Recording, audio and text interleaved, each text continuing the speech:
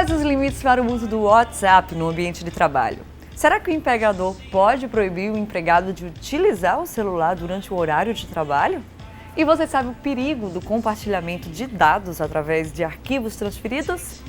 Delação premiada e acordo de leniência são termos martelados diariamente nos ouvidos dos brasileiros. Para falarmos sobre todos esses assuntos, a gente convidou o advogado Ricardo Francischini para tirar todas as nossas dúvidas. É agora no TPM.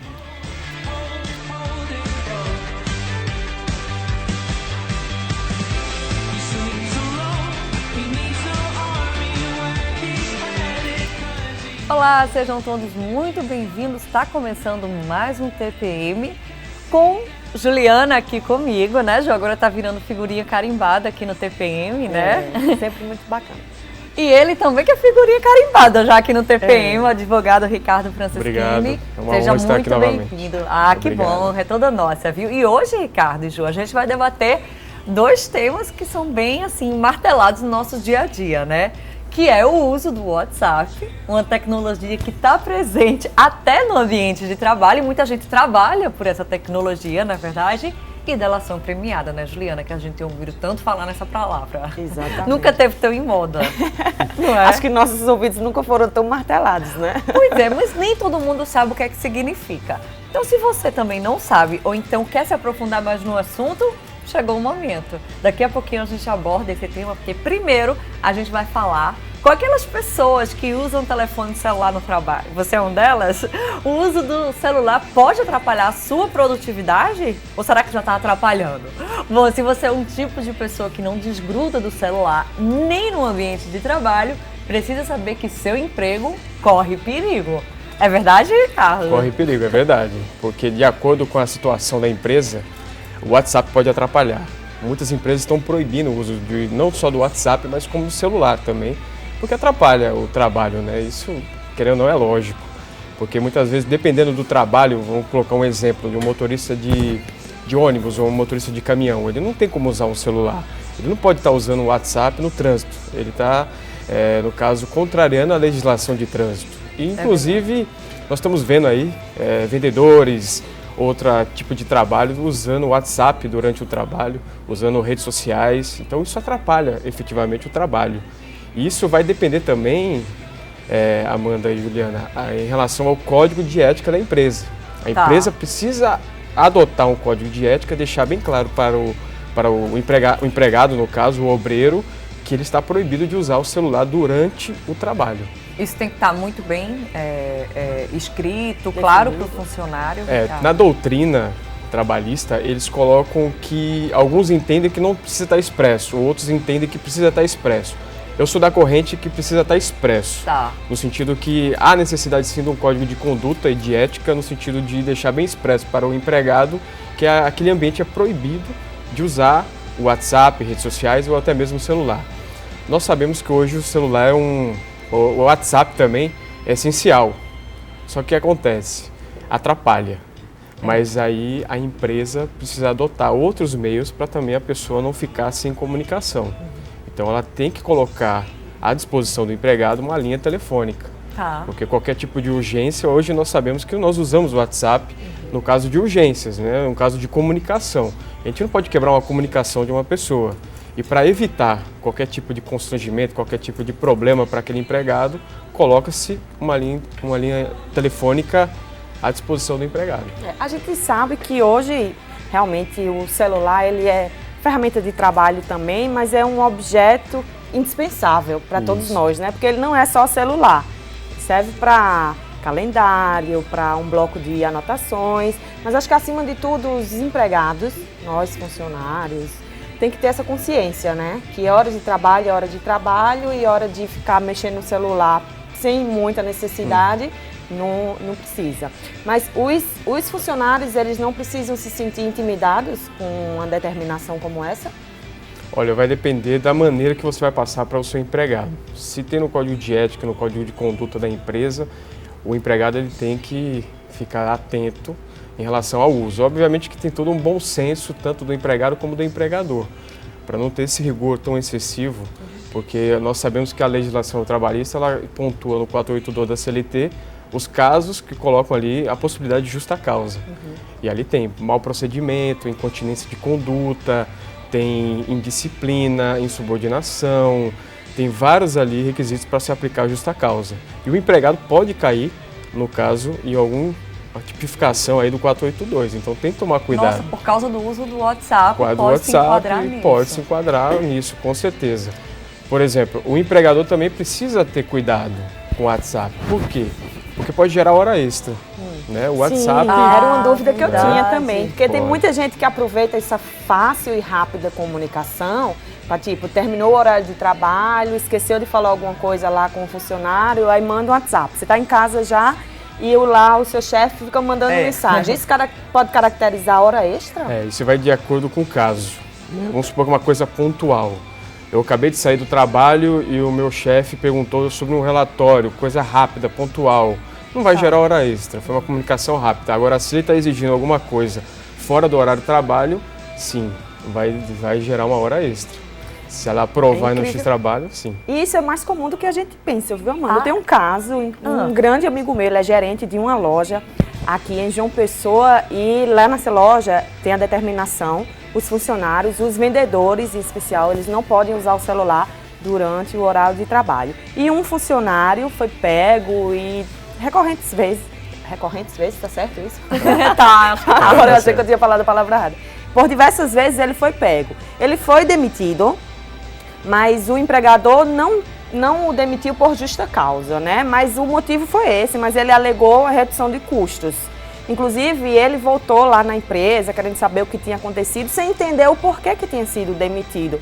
Eu não sei se aí vale você realmente falar para alertar, para isso não acontecer mais vezes, para o funcionário realmente se conscientizar. Se existe a determinação dentro da empresa e ele está infringindo essas normas, né, ele foi demitido. O que poderia ter sido por justa causa. Nesse caso não foi, desse meu amigo, ele falou. Entendi. Porque o caso de justa causa, como eu já coloquei o 482, tem que analisar a questão taxativa, né? No caso de uso do WhatsApp, pode se caracterizar como uma insubordinação ou até uma indisciplina.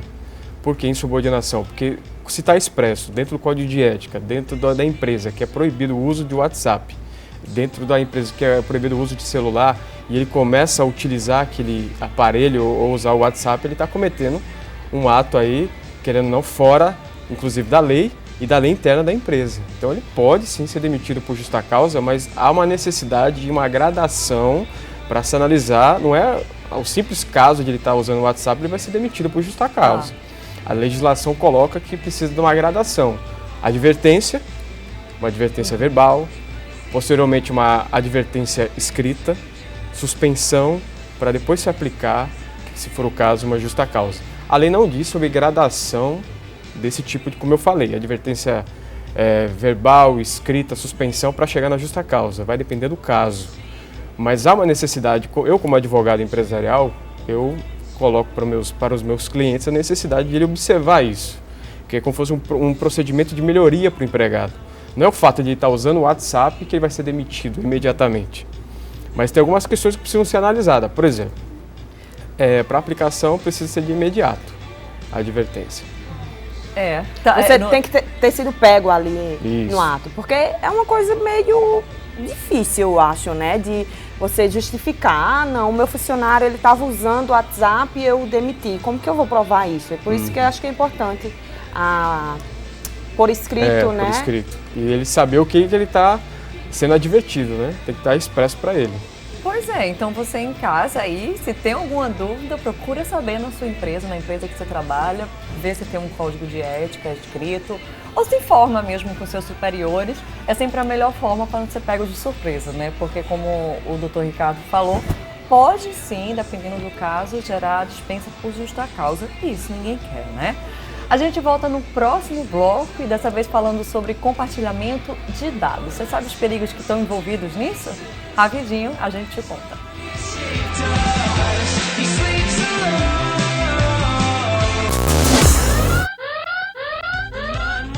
TPM já está de volta, a Amanda falou no bloco anterior que a gente vai falar agora sobre compartilhamento de dados. Mas claro, nada impede da gente voltar um pouquinho ao assunto que a gente estava comentando no primeiro bloco, né? Que é o perigo ou o mau uso do celular durante o expediente, durante o horário de trabalho. E aconteceu um fato comigo há poucos dias aqui em João Pessoa também. Eu entrei numa loja, uma loja super conhecida aqui na Epitácio, e fui comprar. Eu já estava determinada a comprar um determinado produto, já estava certa. Eu entrei na loja e tinham 3 funcionários na entrada da loja. Sempre fica aquele pessoal que fica lá na frente, dando bom dia, boa tarde. Eu entrei e tinham 3, a fachada é bem grande, tinham 3. Ninguém notou a minha presença. Eu entrei, circulei e eu fiz meio que de propósito. Eu dei uma volta, eu passei acho que uns 5 minutos olhando, eu estava olhando o que eu já sabia que eu queria e ninguém notou a minha presença, até que eu abordei um funcionário. Olha só que absurdo, eu abordei um funcionário perguntando se ele podia me atender. Estavam os 3 de cabeça baixa olhando o celular. Então, isso não pode acontecer, né? Isso aí, de fato, daria uma justa causa, né, doutor Ricardo? Deve ser aplicadas as advertências, né? Até chegar poder chegar a esse ponto, né? E aí está uma das explicações por que alguns patrões, alguns empregadores proíbem o uso do celular, né? Porque você chega a perder cliente. Com certeza. Né? Porque você ainda foi tranquila, mas tem gente que não tem esse pavio longo aí não, né? Se sente realmente mal atendida, que você o foi, e não retorna mais na loja e desiste da venda, né, Ricardo? E o prejuízo financeiro, né? Um prejuízo financeiro, e ele pode aplicar advertência para os 3 empregados de uma forma global. Obviamente vai ser analisada toda a questão, ele não vai aplicar para uma questão assim, a justa causa naquela hora. Mas ele vai fazer a gradação e pode, se for recorrente, né? Essa questão, ele pode aplicar a justa causa sim no empregado, ou por mau procedimento, ou por desídia, ou por insubordinação em disciplina, vai de acordo com o caso. Mas aí já tem trabalhos que fazem tudo com o uso do WhatsApp, né? Então isso está mais comum do que a gente possa imaginar, né? Você como advogado empresarial já defendeu algumas causas ou já teve? Não em relação ao WhatsApp, ainda não. Ainda não. A gente está falando de WhatsApp, mas pode ser redes sociais, né? Redes sociais, né? Porque o WhatsApp a rede social sempre foi um problema, né? comum. De você bloquear as telinhas das redes sociais nos computadores, né? Isso tem muito. Por exemplo, lá no escritório, no meu escritório são bloqueadas as redes sociais. Na empresa do meu pai também, né? Aqui eu acho que na TV também, é porque hoje é necessário pro jornalismo você ter acesso às redes sociais, porque ela sempre no meu caso, a gente lá na redação não é nada bloqueado, porque tipo, o Facebook termina sendo uma ferramenta, ou o Instagram, uma ferramenta de comunicação pra gente também, que está diariamente lidando com notícias, ou com o dia a dia das pessoas, e de repente alguma coisa que está ali, ou até uma forma de se comunicar também. Não claro que existe ajuda, cada segmento tem as suas restrições. No nosso caso, ele ajuda. Nós estamos numa era do hibridismo, né? Eles dizem que é a questão da realidade offline e online, que uma vai ajudando a outra. Nós estamos vivendo um hibridismo, que é tanto offline, estamos aqui offline, mas também temos uma vida online. Essa é a questão que a gente o empregado ou o empregador tem que tomar cuidado. Inclusive em relação ao compartilhamento de dados. Sim, que é o que a gente tem que entrar aqui nesse bloco. Que é a questão que hoje estamos baixando aí aplicativos, por exemplo, o WhatsApp, e não lendo o contrato. Né? E o WhatsApp no contrato, né? Ninguém lê. Você lê, Ricardo. Sinceramente, não li. Eu acho que eles fazem de propósito. É enorme. Enorme. Pensa em começar a ler, mas quando vê o tamanho, você desiste, né? Mas você sabe que ele não se responsabiliza pela transmissão de dados. Então, se hoje um documento empresarial é desviado por alguma questão, algum hacker, ele não tem responsabilidade. Olha o perigo que corre uma empresa, né? Com o segredo de uma empresa. Vamos supor que o empregado, sem intenções, obviamente, ele tira uma foto e manda pelo WhatsApp. Sim. E ali um hacker consegue buscar aquele documento, espalhar esse documento ou um vídeo sigiloso. O WhatsApp não tem responsabilidade conforme o contrato. Obviamente vai ser analisado no processo, obviamente, mas conforme o contrato não tem responsabilidade. E qual a melhor forma da gente se precaver?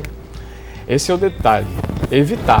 Evitar questões de passar no WhatsApp, questões sigilosas e questões empresariais. Por exemplo, lá no escritório eu tenho uma orientação de não passar questões de processo, né? Coisas pontuais, obviamente, mas uma ata, um processo em si, evitar passar pelo WhatsApp, que é perigoso, porque ali é um dado exclusivo do nosso cliente, é a questão ética. Por exemplo, Google Drive, né? Eu estou até falando aqui propaganda, mas não, tudo é é um compartilhamento que ainda não tem uma segurança dentro do Brasil. Hoje nós baixamos aplicativos que são gratuitos, mas em contrapartida, eles recebem os seus dados pessoais. Baixa os aplicativos para se proteger? Por exemplo, hoje eu vou baixar um aplicativo, ele não cobra nada. Sim. A gente acha que não está cobrando nada, mas ele está buscando os seus dados pessoais. Porque geralmente você se cadastra, coloca seu nome, Então, ele acessa a sua localização. Justamente. Né? Então, o que acontece? Hoje no Brasil não existe uma lei para evitar essa transmissão de dados pessoais. O Marco Civil da Internet ele veio para ajudar, obviamente, essa questão, mas ele não pontuou a questão de dados pessoais. Não protegeu. Ainda tem abertura. Ainda tem abertura. Então, a empresa, um aplicativo que tem uma empresa que é fornecedora do aplicativo, ela pode utilizar seus dados pessoais. Ela pode transmitir para outra pessoa. Não existe uma lei específica para combater esse compartilhamento de dados pessoais. Aí tem um anteprojeto no Senado, que é de 2010 e retornou agora em 2015, está em discussão a respeito da proteção de dados pessoais. Que a empresa não pode ficar com seus dados pessoais. Tem um tempo. É um assunto, porque essas redes sociais, essa troca de informação, nessa agilidade que está, é tudo muito novo. Né? Eu acredito que não tem, ou tem ainda, com esse Marco Civil que você falou, leis específicas para defender os usuários. Né? Mas aí agora eu lembrei do caso recente, que todo mundo sabe, a gente passou poucas horas, mas passou com o WhatsApp fora do ar, porque a Justiça de São Paulo, acho, queria que o Facebook, que é o dono do WhatsApp, abrisse algumas informações e terminou que essa suspensão caiu, porque eles que não tinham acesso às informações, têm ou não têm acesso às informações? Isso é um mistério, né? Eu creio que ele tem sim o acesso. E inclusive por causa dessa questão da lei de dados pessoais, que não existe no Brasil, eles utilizam essa manobra para não disponibilizar. Porque realmente não existe uma lei para proteção de dados pessoais. Então eles utilizam essa justificativa para não disponibilizar para a justiça. É o que acontece. Eu acredito que o vice-presidente do Facebook foi preso recentemente porque ele não quis disponibilizar. Mas você, como um advogado, Ricardo, não acha que termina a justiça brasileira querendo, a minha leiga opinião, querendo uma ajuda para facilitar uma investigação? Sim, com certeza. Ele está buscando ali meios de provas, precisa, né? Precisa. Porque se é um meio que ele tem de obter uma informação, com certeza. Ele tem que ir atrás. Se ele está dentro aqui no Brasil, e é uma ferramenta que hoje eu acho que a maioria da população usa, né? Todo Agora, mundo usa. só para a gente concluir, tem um fato que eu já li, um acontecimento, foi nos Estados Unidos. Uma adolescente engravidou, morava com os pais e ela não quis falar para os pais em princípio. E ela baixou um aplicativo no celular e vendo produtos de bebê para comprar, sabe? Um aplicativo de compra, alguma coisa do tipo. E vendo todos os produtos, carrinhos, tudo mais, mas não tinha contato para os pais. Uma semana depois que ela fez essa consulta, chegou na casa dela várias revistas de bebê, de lojas, de criança. E os pais dela ficaram, mas não... Porque bebê e tinha o nome dela como remetente. E aí foi assim que os pais descobriram que ela estava grávida. Só que ela não tinha, ela tinha feito cadastro num aplicativo e não nessas lojas que enviaram. Então se concluiu que o aplicativo repassou os dados delas para as empresas, provavelmente vendeu. Mas aí de repente pode ser até o caso que ele falou, ela aceitou algum contrato, né? E lá no contrato tinha, e aí você começaram aceita a mandar propaganda para casa receber informações, aquelas revistas de compra, pronto. Aí foi um caos. Hoje mesmo no celular eu baixei um aplicativo de localização. E ali ele só exigia, é gratuito, só meu nome, e-mail e alguns dados, meu celular, por exemplo. Eu coloquei lá, mas para você ver, não tem uma proteção. Então ele pode pegar meu celular e repassar para outra empresa, para a empresa me vender bancos de dados, isso é a coisa mais... Bom, vamos dar um tempinho, vamos para o intervalo. No próximo bloco a gente fala sobre um assunto que está bastante moda, a gente pode usar essa palavra aqui no Brasil, chamado delação premiada. A gente volta no próximo bloco, sai daí não.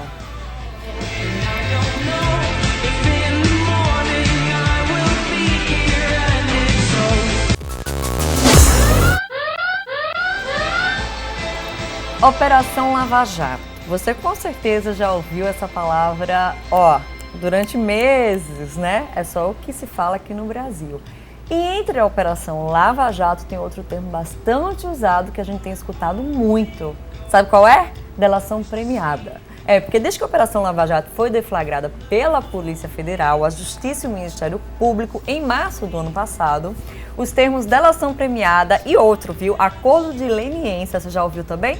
Fazem parte da vida dos brasileiros. As investigações revelaram um bilionário esquema de corrupção na Petrobras, envolvendo ex-diretores, doleiros, políticos e empreiteiras. E parece que a lista não tem fim mais, né? Para reduzir as penas a que estão sujeitos, diversos acusados aceitaram contar o que sabe e fornecer provas contra outros envolvidos. E onde a gente quer chegar, doutor Ricardo, na delação premiada. O que é que tem a ver a delação premiada aí nesse processo? Olha, nós conversamos sobre compliance, né, em alguns programas aqui do TPM, né? E nós entramos um pouco sobre a lei anticorrupção, a lei 12.846 de 2013. E a lei anticorrupção, ela coloca o acordo de leniência. O acordo de leniência, eu vou entrar primeiro no acordo de leniência para entrar. Leniência vem da palavra mansidão, então é a brandura da pena. E a lei anticorrupção, ela coloca tanto a lei anticorrupção como a lei antitrust, que é a lei de concorrência desleal. E ela coloca ali a hipótese da pessoa realmente, vamos colocar assim, delatar, né? E colocar um acordo de leniência para ela mostrar quem são os envolvidos. Tanto a lei anticorrupção como a lei antitrust do Brasil. E o que é a delação premiada? A delação premiada, que a gente coloca o nome delação, é um nome equivocado. Ah, tá. É porque é um nome antigo. Não está errado, mas a lei 12.850 mudou o nome para colaboração premiada. Por quê? Porque é uma colaboração. É uma colaboração. O que está acontecendo? Delação é uma palavra forte. Querendo ou não, coloca a pessoa que está delatando como um traidor. É verdade. Né? Então, os juristas pesquisando e viram, vamos mudar esse nome, legislador, precisamos mudar esse tipo de nome para colaboração premiada, porque estava evitando, as pessoas estavam usando o nome de delator e a pessoa não queria ser o traidor da história.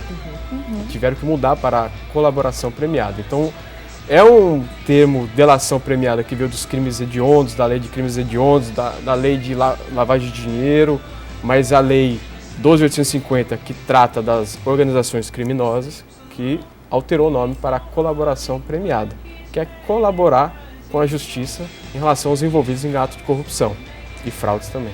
Mas tem diferença entre a colaboração premiada e o acordo de leniência? Tem. A colaboração, tá vendo? Já ia falar delação.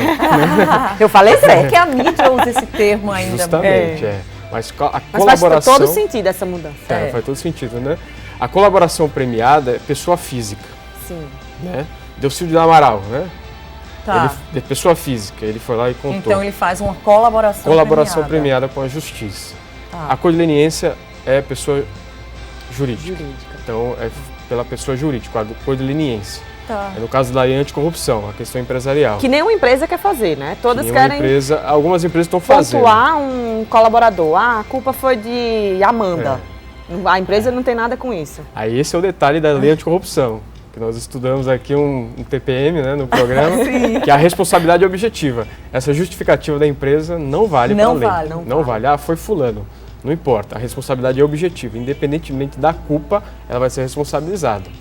Então, as empreiteiras, elas estão buscando a acordo de leniência. Eu não vou falar o nome, obviamente, por questão ética, mas tem empresa que está sendo penalizada aí de uma forma de bilhões, porque não quis fazer um acordo de leniência. E a medida provisória 703 de 2015 mudou os requisitos do acordo de leniência. Que antigamente era difícil fazer um acordo de leniência, porque teria que ser o primeiro a procurar a justiça, ao órgão público, para fazer o acordo. A medida provisória mudou o sistema. Hoje em dia, há possibilidade de o órgão público ou o Poder Executivo procurar aquela empresa e sugerir um acordo de leniência. Então, facilitou, flexibilizou. A medida provisória 703 flexibilizou a possibilidade de acordo de leniência. Algumas empreiteiras da Operação Lava Jato, elas aceitaram a acordo de leniência. Elas identificaram, realmente elas disseram assim, cometemos atos de corrupção, isso não vai acontecer novamente, vamos usar o compliance, já que nós conversamos, para evitar esse tipo de ato de corrupção. Então eles tiveram a brandura da pena. Ricardo, pois olha, já vou deixar aqui marcado para você voltar, porque nosso tempo já esgotou, mas esse assunto é interessantíssimo como e realmente tem tudo a ver. Tá vendo? A gente abordou um tema aqui super falado no momento também, que é a delação premiada, que tem tudo a ver com outro tema que o TPM trouxe anteriormente, que é o compliance, que em princípio algumas pessoas podem ter estranhado quando assim, ué, o TPM com um tema tão sério. Mas agora a gente te mostra como isso tem relação, por mais que você não seja gestor de uma empresa, como tem relação com a vida da gente, né, com o cotidiano. Para você entender tudo o que está acontecendo, você precisa de algumas informações desse tipo. E casou perfeitamente, então você vai voltar, Ricardo. Obrigado. Vai relembrar um pouquinho do compliance e vai falar mais um pouquinho sobre a delação premiada e o acordo de leniência. Porque muita gente em casa quer entender mais um pouco como funciona, né, Ju? A gente, inclusive, quer entender um pouco mais, porque a gente tem que entender mesmo o que é que está acontecendo no nosso país. E a gente só entende o global quando entender os pontos, né? Cada ponto separadamente. Então, volta aqui, tá bom? Combinado? Combinado, a gente sempre brinca bastante aqui no TPM, né? O programa é um programa bem descontraído, o pessoal que acompanha em casa sabe, né? Mas acho que a gente vive um momento tão sério.